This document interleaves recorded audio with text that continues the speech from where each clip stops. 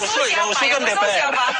DPR kan banyak yang usul siapa nih? Begini, RUU itu kan inisiatif usulan dari beberapa anggota DPR ya, yang memang itu dari teman-teman fraksi PDI Perjuangan.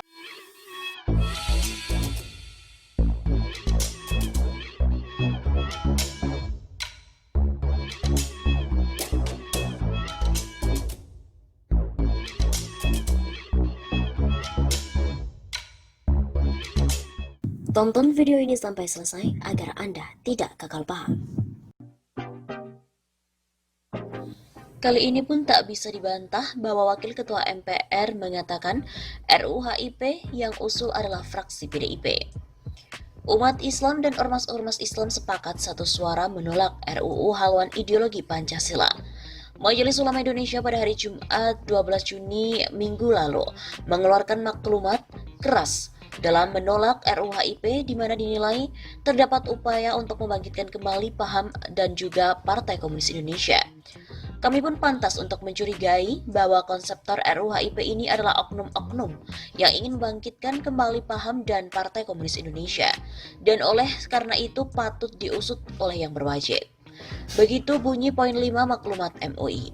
Setelah penolakan luas dari umat Islam, partai-partai di DPR sekarang saling lempar dan buang badan, tidak mengaku siapa yang menjadi inisiator dan juga yang mengusulkan RUU HIP, di mana telah disetujui pada rapat paripurna DPR dan masuk pada program legislasi nasional pada 12 Mei lalu. Namun, di acara 2 CCTV One beberapa waktu lalu, Wakil Ketua MPR Arsul Sani mengatakan RUU HIP yang mengusulkan adalah PDIP. Nah, jadi jelaskan?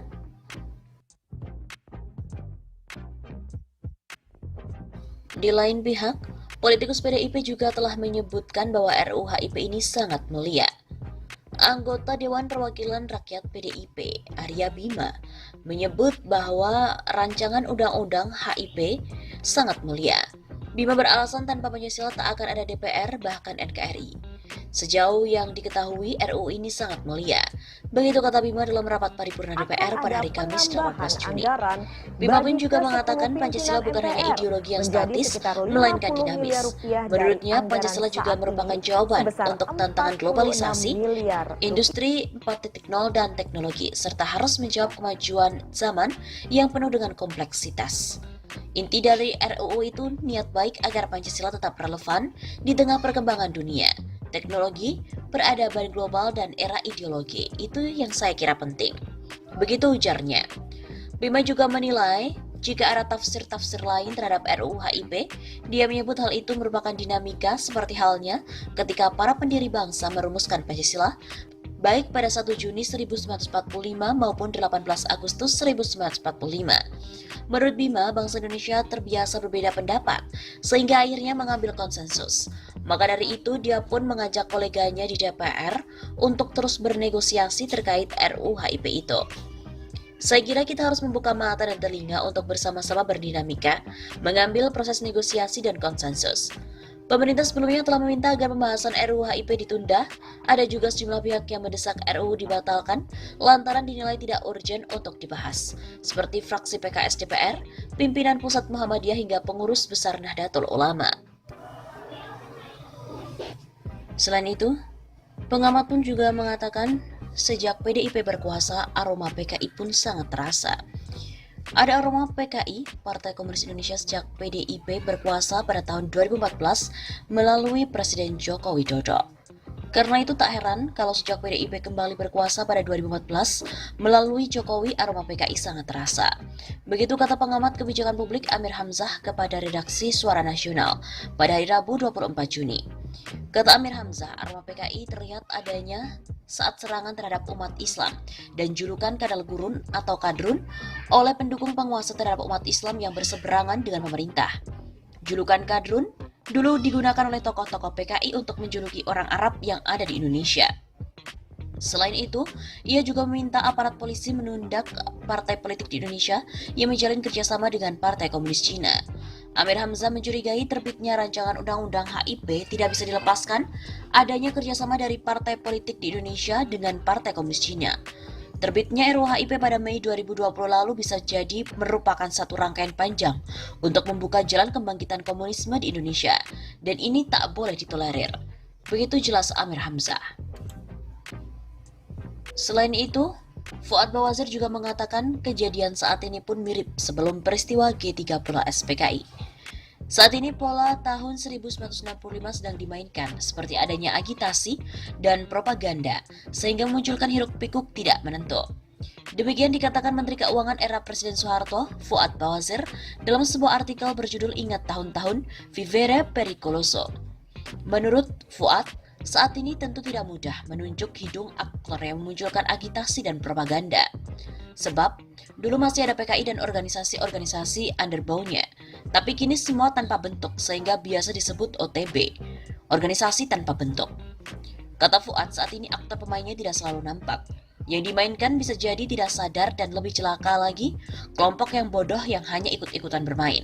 Kini, provokasi terus dilancarkan dengan berbagai cara, bahkan menggunakan buzzer berbayar dan juga medsos.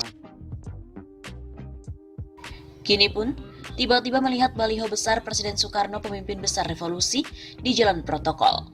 Baliho PBR ini bisa memancing baliho lain seperti Presiden Soeharto adalah Bapak Pembangunan Nasional, Presiden B.J. Habibie Bapak Teknologi Indonesia, Presiden SBY Bapak Demokrasi, dan lain-lain.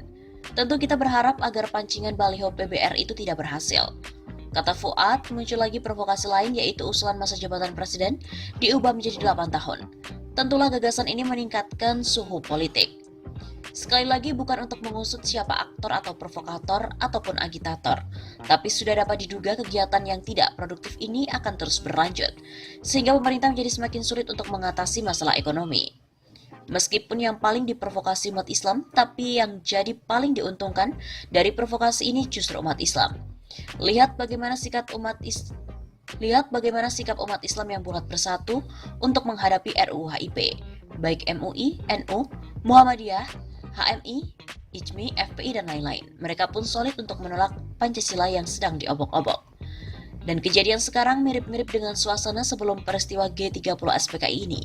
Bertepatan pula dengan pemerintah pusat yang sedang mempunyai hubungan mesra dengan pemerintah Cina. Begitu pungkasnya.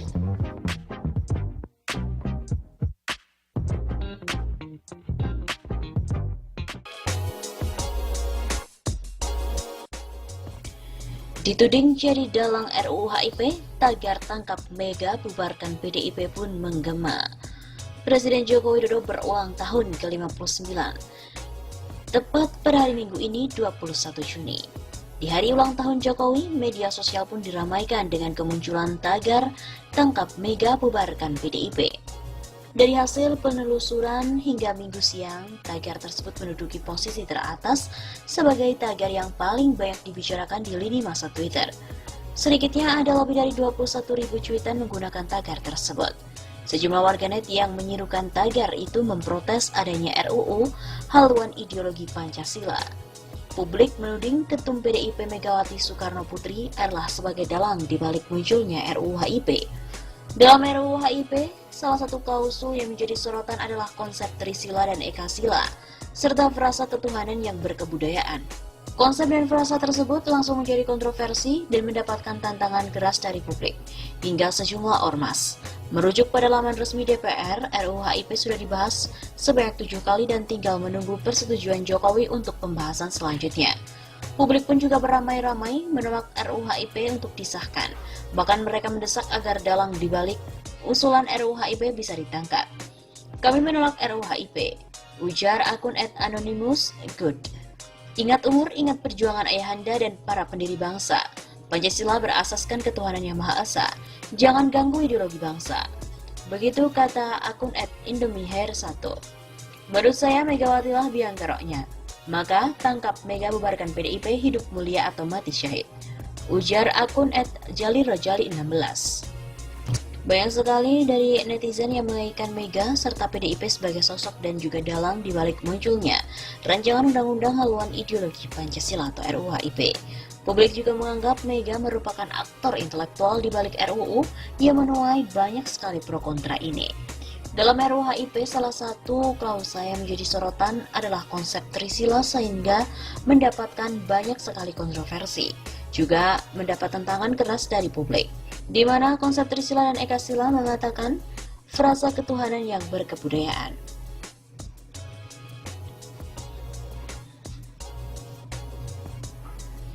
Sementara itu, berdasarkan dari pantauan di sosial media, banyak netizen yang sangat menyayangkan sikap PDIP serta Megawati Soekarno Putri atas munculnya RUU HIP ini.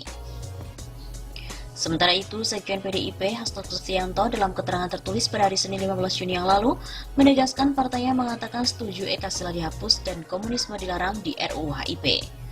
Terhadap materi muatan yang mendapat di dalam pasal 7 RUU HIP terkait ciri pokok Pancasila sebagai Trisila yang kristalisasinya dalam Ekasila, PDI Perjuangan setuju untuk dihapus.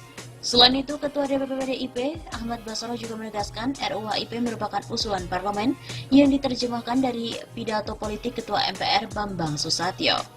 Munculnya gagasan sebuah payung hukum untuk memberikan koridor bagi membumikan Pancasila itulah lahir dari pidato politik resmi Ketua Majelis Permusyawaratan Rakyat Republik Indonesia untuk memberi penekanan pada penggunaan ideologi Pancasila.